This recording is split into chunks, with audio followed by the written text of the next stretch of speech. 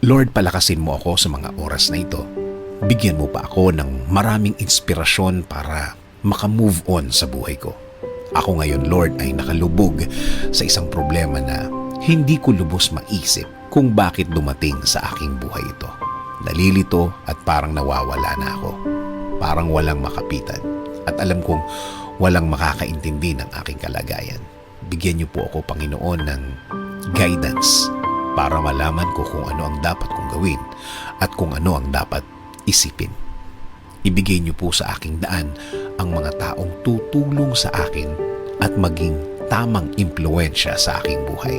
Taong nakareceive na din ng inyong pagpapala at ng inyong guidance at patuloy na nabubuhay ng tama na ayon sa inyong kalooban, Panginoon. Huwag niyo pong hayaan din na grabing maapektuhan ang aking pamilya. Spare them from hurt. Patuloy niyo po silang protektahan.